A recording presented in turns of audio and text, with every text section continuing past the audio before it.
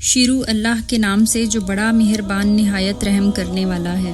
الف لام میم۔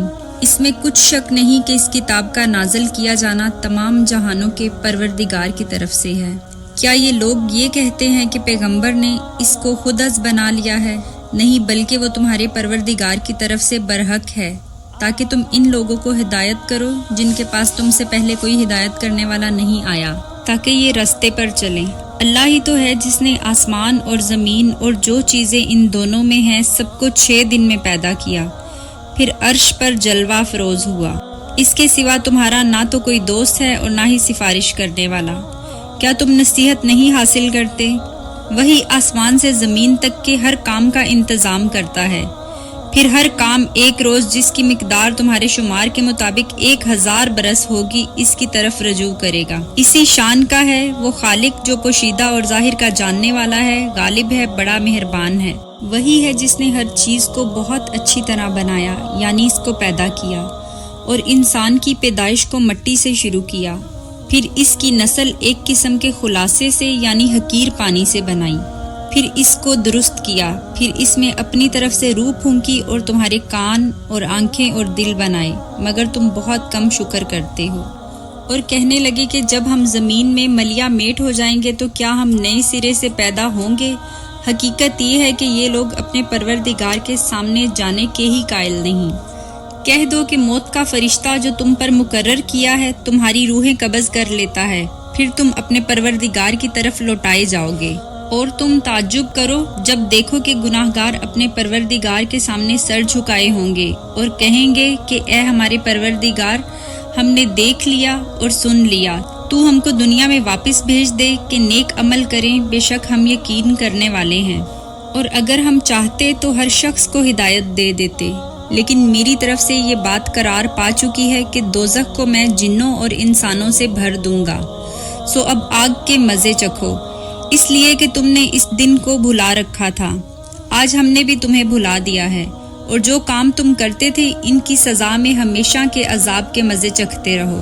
ہماری آیتوں پر وہی لوگ ایمان لاتے ہیں کہ جب ان کو ان کے ذریعے نصیحت کی جائے تو سجدے میں گر پڑتے ہیں اور اپنے پروردگار کی تعریف کے ساتھ تسبیح کرتے ہیں اور غرور نہیں کرتے۔ ان کے پہلو بچھونوں سے الگ رہتے ہیں، اس حال میں کہ وہ اپنے پروردگار کو خوف اور امید سے پکارتے ہیں، اور جو کچھ ہم نے ان کو دیا ہے اس میں سے خرچ کرتے ہیں۔ سو کوئی شخص نہیں جانتا کہ اس کے لیے کیسی آنکھوں کی ٹھنڈک چھپا رکھی گئی ہے۔ یہ ان اعمال کا صلہ ہے جو وہ کرتے ہیں۔ بھلا جو مومن ہو وہ اس شخص کی طرح ہو سکتا ہے جو نافرمان ہو؟ دونوں برابر نہیں ہو سکتے۔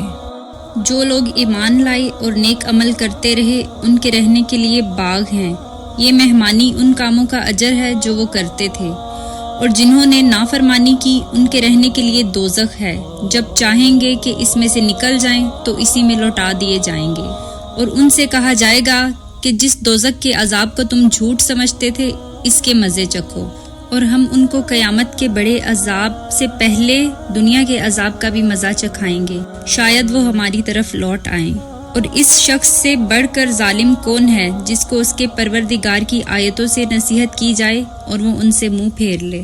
ہم گناہگاروں سے ضرور بدلہ لینے والے ہیں، اور ہم نے موسیٰ کو کتاب دی تو تم اس سے ملاقات ہونے کے متعلق شک میں نہ ہونا، اور ہم نے اس کتاب کو بنی اسرائیل کے ذریعے ہدایت بنایا تھا، اور ان میں سے ہم نے پیشوا بنائے تھے جو ہمارے حکم سے ہدایت کیا کرتے تھے، جبکہ وہ صبر بھی کرتے تھے اور وہ ہماری آیتوں پر یقین بھی رکھتے تھے۔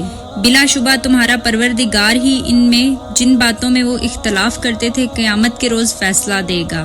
کیا ان کو اس امر سے ہدایت نہ ہوئی کہ ہم نے ان سے پہلے بہت سی امتوں کو جن کے رہنے کے مقامات میں یہ لوگ چلتے پھرتے ہیں ہلاک کر دیا؟ بے شک اس میں نشانیاں ہیں، تو یہ سنتے کیوں نہیں؟ کیا انہوں نے نہیں دیکھا کہ ہم بنجر زمین کی طرف پانی رواں کرتے ہیں، پھر اس سے کھیتی پیدا کرتے ہیں جس میں سے ان کے چوپائے بھی کھاتے ہیں اور یہ خود بھی کھاتے ہیں، تو یہ دیکھتے کیوں نہیں؟ اور کہتے ہیں اگر تم سچے ہو تو یہ فیصلہ کب ہوگا؟ کہہ دو کہ فیصلے کے دن کافروں کو ان کا ایمان لانا کچھ بھی فائدہ نہ دے گا اور نہ ان کو مہلت دی جائے گی، تو ان سے منہ پھیر لو اور انتظار کرو، یہ بھی انتظار کر رہے ہیں۔ صدق اللہ العظیم۔